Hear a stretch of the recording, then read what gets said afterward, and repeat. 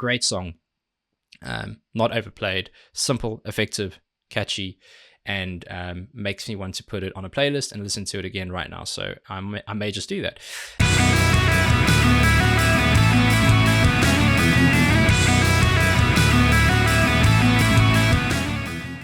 Welcome back, and thank you for joining me for another reaction video. If you are new here, please don't forget to subscribe, turn on those notifications, and you're good to go with all the alerts you need when these go live. Also, if you are new here, welcome, and I hope you enjoy. We're looking at Falling in Reverse today with a brand new video and song called Carry On. I think it came out yesterday.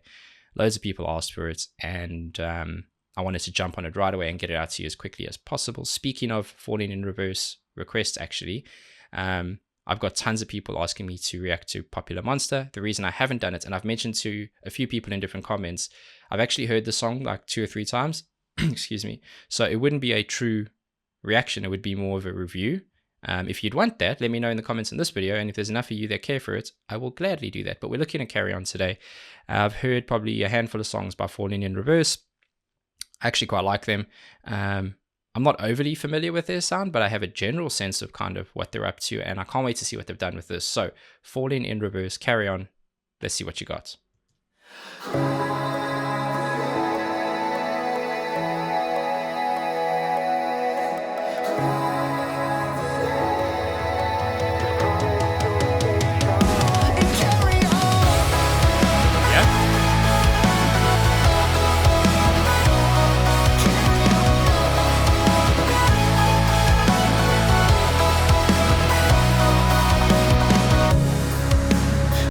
Okay, so that seems like it was a quick intro. I want to go back and talk about a few things I liked there.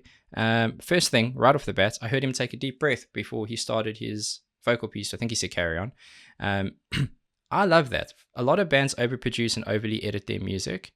And something like breathing, a lot of guys will eliminate because they look at it as like an imperfection. I think it adds a nice... I want to say live, but a nice authenticity to the song, and it reminds me of kind of being at a show, because that's the kind of thing you would hear. So I thought that was cool, or a smart choice right off the bat to start. And then nice build up, great drum fall that went in. I loved how it continued all the way and didn't break until the next cycle. And then the synth stuff that came in, very, very cool. Really catchy. Didn't really expect it. I just thought it was really smart, catchy. It worked well with the guitar in the background. But what I really liked about it is it reminds me of like what a lot of guitarists do.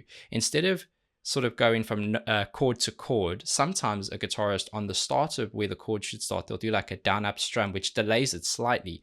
And it adds like this, again, live, authentic element to it. And I heard the synth doing a bit of that as it was changing through. So it sounded like a note being interrupted more than it was a new note starting. It's very cool. I want to hear that again.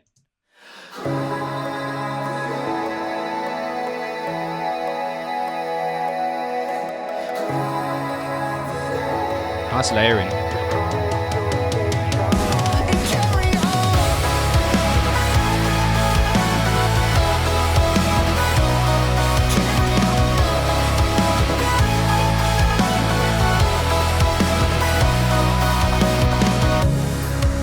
I'm here to say goodbye. No spell or prayer you try will bring me back to life. Don't follow me, follow me. So look me in my eyes, sing me lullabies, hold me till it's time. Don't follow me, follow me. I'm going back so it leads in. I can hear it moving into another part of the song.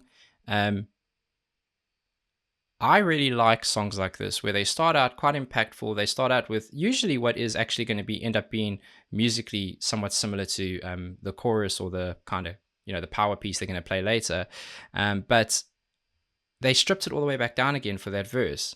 And there was still a lot going on though. So you get kind of the effects of it being full, but also of it being the pace and energy being lowered from what you heard before. You still had a lot of kind of synth work floating and going in the background. You had some lead guitar coming in like the second cycle, I think, drummer doing a very simple beat. But the reason that it works so well is Ronnie's actually got a lot of versatility to his vocal, and you heard him go in there from some kind of almost falsetto, delicate, almost vulnerable sounding vocal down into like a cry and a tweak on some grit and some drive on his vocal, a bit more gritty. And a lot of those subtleties get lost when the band is overpowering it. So it just shone through really nicely, and I think I think it's a really good song so far. I mean, we've only heard a little bit, but I like it. My eyes sing lullabies.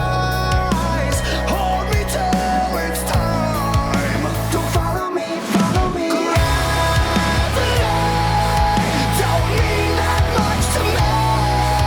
Now I'm floating near the atmosphere. I knew that was coming. Shackles on my feet, and I know I may be already gone. Just promise you'll stay strong and carry on. Yep. Carry on.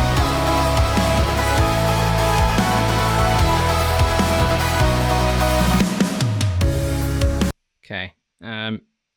That's a good place to stop. Power chorus, again, catchy. You know, that music stuff, the musical intro we heard in the beginning is, you know, those chord progression stuff. We're going to play a part later in the song. I'm glad they did there.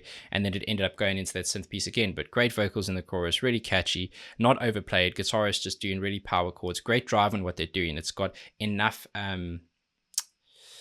power to linger those chords without having to overstrum up and down too much before you had to start the next chord progression.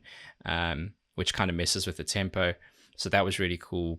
Great vocal. It sounded like there was some vocal kind of, not necessarily words, but almost like vocal phrasing or noises being held in the background to provide like a slight choir effect. So it's just really smart editing and very smart producing of that, because it is a simple chorus, but it's done very well. I'll miss the way it hurts.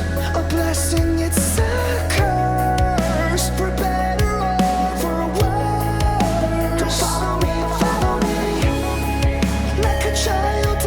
Let's go back there so you hear something. His standard vocal, it feels full, but also it still leaves room for extra layering. So when you hear that, I think it says don't follow me, there you can hear it panned a lot. It feels like it's pushed a lot more to the front of the mix. So it just shows you how much room they're able to create and work with in terms of kind of spatial effects. It's very cool. It's a curse. For better or for worse. Don't follow me,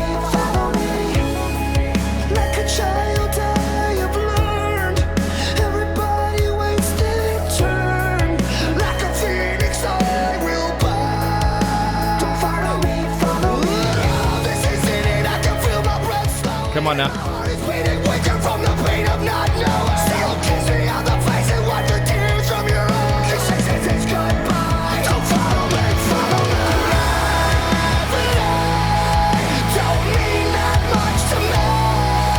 Now I'm floating near the atmosphere. No shackles on my feet.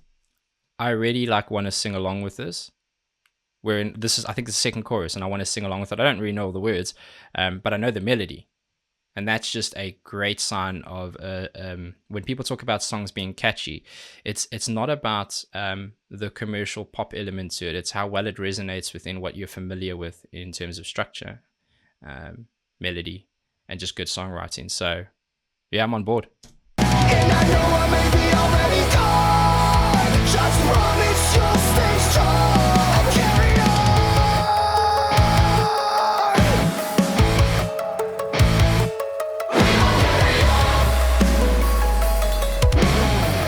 Yeah, breaking down, huh?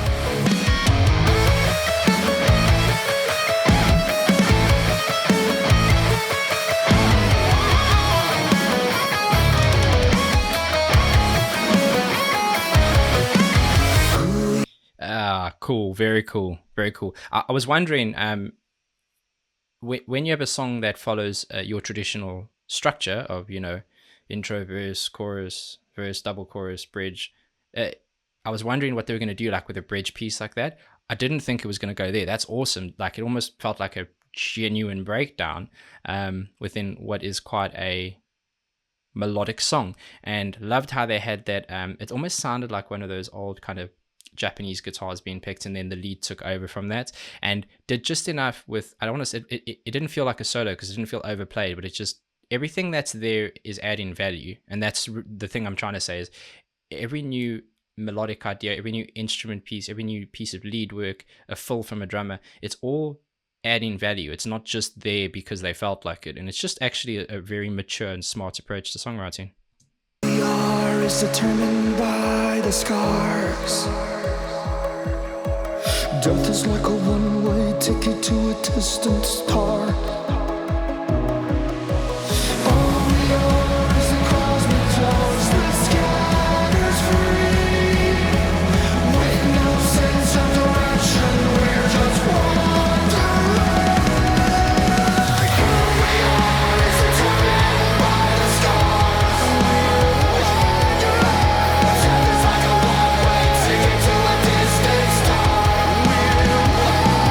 So when I go back here, when you want to create like a choir effect like that in studio, one of the cool ways to do that is to get a group of people. They don't all have to be singers, because the balance of everyone kind of works itself out. But if you get them to stand quite a bit far away from the mic and over sing the song, almost over pronounce the vowel sounds and that kind of thing, you get this almost really cool choir effect.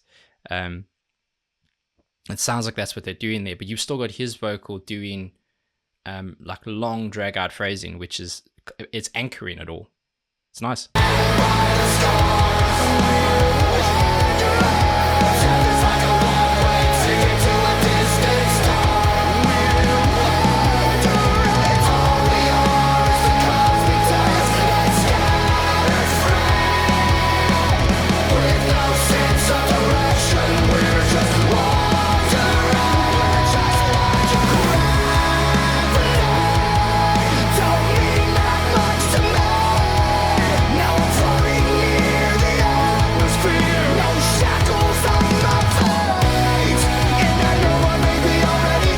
Man, that kind of phrasing is so cool. I love when, if you've got a song that's quite simplistic in terms of the chords you're playing, and obviously the vocals are meant to shine here, and that's a good thing. It's really everyone knows their place in the song, and that's quite important.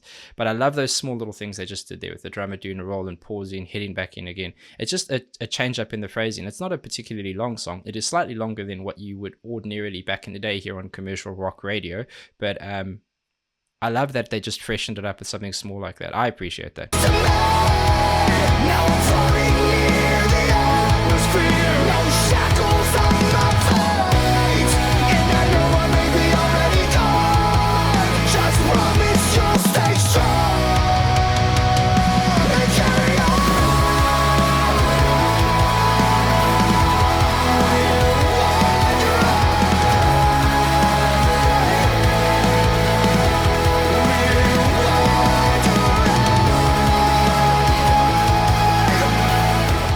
Is back in the background. Double time.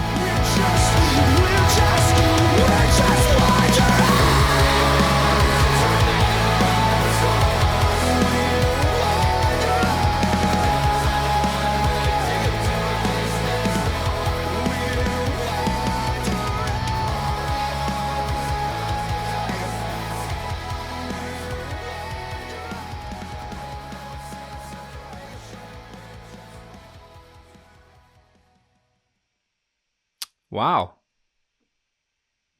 Very nice. Great song. Great song. Not that I didn't expect it to be great. Like I said, I quite like these guys anyway. I think he's led himself in a very good way. He's led himself, at least in my witnessing of the kind of evolution of his vocals, he's letting himself be more brave and let the vocals go a bit more. And he's always been a confident singer, but it's nice to see him doing that because he's got a lot of versatility. He's got a great voice, and he's got a great understanding of melody because he knows when to layer, when to power, when to strip it back. And I'm sure that the whole band kind of has inputs, but I would imagine that he is kind of the leading primary figure in that. So I thought that was a great song. If I had one bit of criticism, and it is not criticism, it's just something I prefer, it's more of a taste thing, I would have liked that the song ended a bit sharper versus the long fade out. That's, again, it's just personal preferences, and there's no right and wrong there. I like that a lot more, particularly because when you're going to go watch the song live, it is not going to fade out. I would bet it's not going to fade out like you heard it there. And the reason they do those long fade outs is because, well, when it's such a nice melody, it's nice to let it drift away from you slowly being taken away from you quickly. But I think we all love live shows, and I think that you're probably going to hear a sharper ending in the live show. So that would be something I would have liked to have seen on the song. But great song, not overplayed, simple, effective, catchy, and makes me want to put it on a playlist and listen to it again right now. So I may just do that. We don't have enough Falling in Reverse on the channel, so if you'd like more, which I'm hoping you do, because I'm gonna kind of do it anyway, to be honest. I really enjoy it. But let me know what you'd like me to react to. Again, there's a couple songs I've heard, so if I have heard it, maybe I do a review. If I haven't heard it, it'll be awesome. I think they're the kind of band that we should be listening to and should be kind of picking out parts in their music, because they have enough intricacy and enough care for what they're doing for it to be really musically interesting. So yeah, enjoyed that one, and I hope you guys did too. Until the next one, please be safe, be nice to each other, and have a damn good day.